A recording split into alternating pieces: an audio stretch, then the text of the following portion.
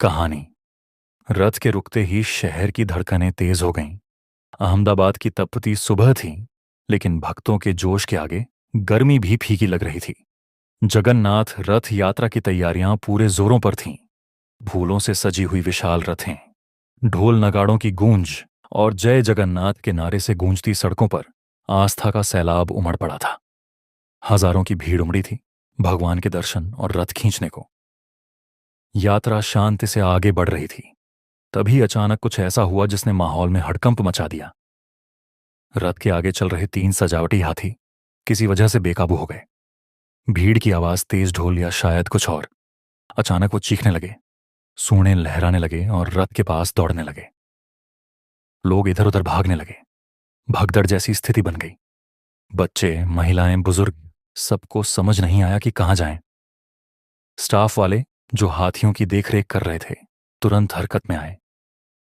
किसी ने remote tranquilliser तक पहुंचने की कोशिश की, किसी ने लाठी लेकर उन्हें रोकने की कोशिश की। पुलिस भी सुरक्षा घेरे में लग गई। लेकिन कुछ देर के लिए शहर की धड़कनें जैसे थम गई थीं। इसी अफरा तफरी में करीब 17 लोग घायल हो गए। किसी को धक्का लगा, किसी का पैर हाथी की सूंड से छू गया और कुछ लोग गिरते पड़ते जख्मी हो गए।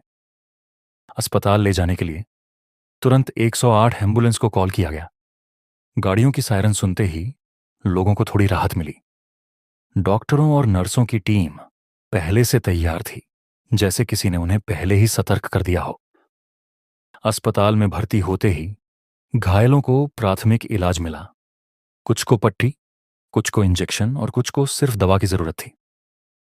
अस्पताल की एक नर्स ने बताया, एक छोटा बच्चा बार बार पूछ रहा था, भगवान नाराज हो गए क्या? हमने उसे समझाया, नहीं बेटा, भगवान ने तो तुम्हें बचा लिया। कुछ ही घंटों में हालात काबू में आ गए। हाथियों को सुरक्षित जगह पर भेज दिया गया। यात्रा को थोड़ी देर रोका गया और फिर दोबारा शांतिपूर्वक शुरू किया गया। अहमदाबाद की उस सुबह ने सबको एक सीख दी। आस्था में जोश हो, लेकिन होश भी जरूरी है।